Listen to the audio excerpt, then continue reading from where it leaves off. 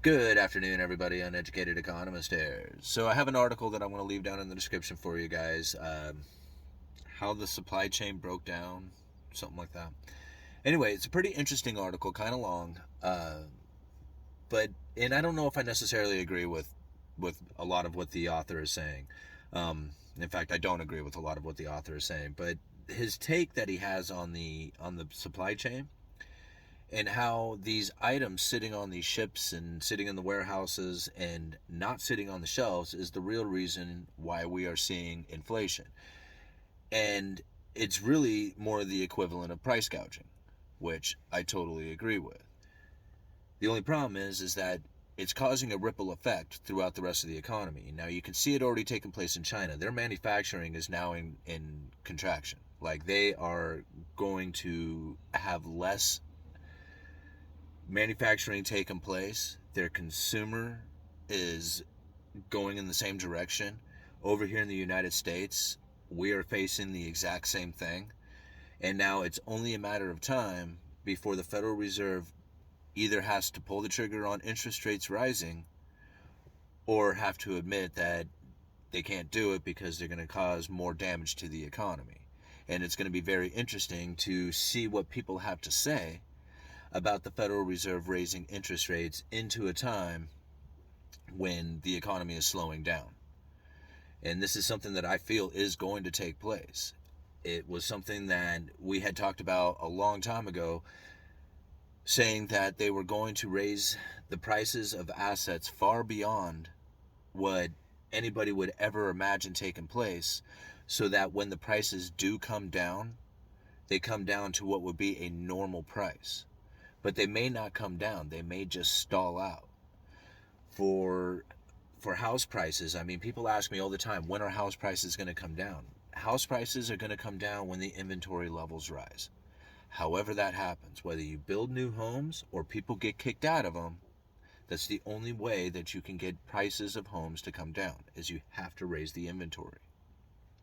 Now, I don't care what any politician says out there or what any banker says. Lowering interest rates does not make homes more affordable. It makes them more affordable or easier to purchase for a minute. But it does not, for the long term, make homes more affordable. It makes them far more expensive, and it separates the classes. It makes the inequality worse. So there is no lowering of home prices going into the future, so long as they have programs like the forbearance and rent moratoriums and things that will keep people in their homes. And they have to do this in order to have a functioning monetary policy.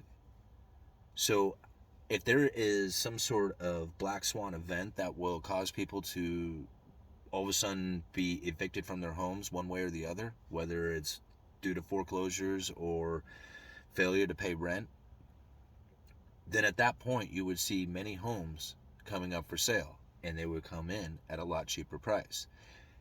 If interest rates are up, it's going to make it very difficult for people to be making a payment on a very expensive home. And if they don't have a job, it's not going to happen. And now people look out there and say, look at all the jobs. Everybody can have a job. Anybody who wants one can have a high paying job. I mean, I don't know if it's high paying, but everybody's talking about the pressure in labor. Now, I have a feeling that that will go away. At some point, we are going to find a time where people are going to be looking for work again.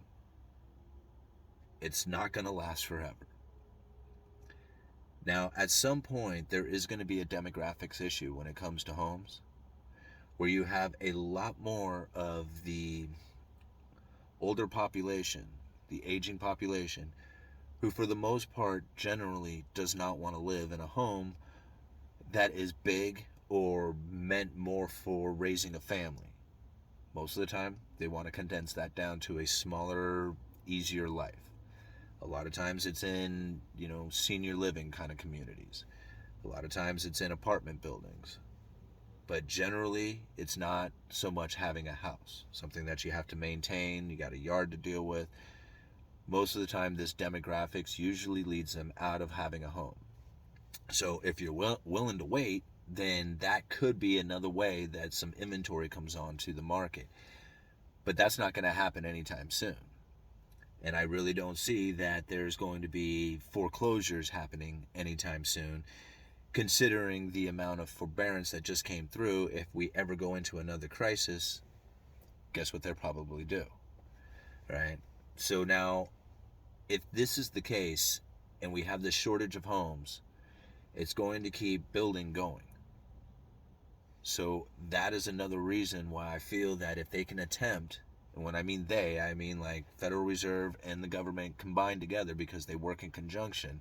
When the government goes into a stimulus package, when they go into, fiscal spending, when they do the infrastructure spending, when they do all that kind of stuff, that's the Federal Reserve there at their back. Now, they don't have to be. They can stand back and say, okay, go for it, see what happens, and the interest rates begin to rise, and that starts messing up with the monetary policy, and everybody starts kind of freaking out about it. So the Federal Reserve steps in and says, no worries, we'll be buying up treasuries. We'll buy up a bunch of them. That's the quantitative easing program. And it gives the government all the ability to spend as much money as they want with almost no, consequence to having interest rates going up, because the Federal Reserve is there saying, hey, we're going to make sure that those interest rates stay low.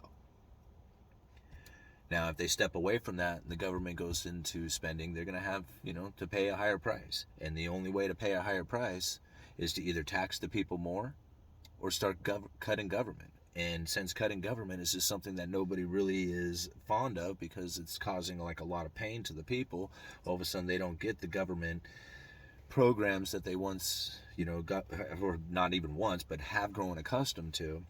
They only want more of those things. And so unless you're willing to cut those things out and raise taxes, it's not going to happen, right? So the raising of interest rates and government spending at the same time are just, they don't go hand in hand without the Federal Reserve stepping up and saying, no worries, we'll be there for you.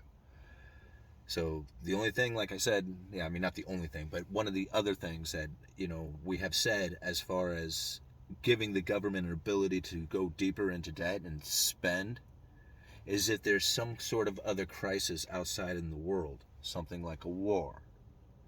Usually a war or a major event that causes a lot of uncertainty will force people into the safe haven asset, and that forces them into the U.S. Treasuries.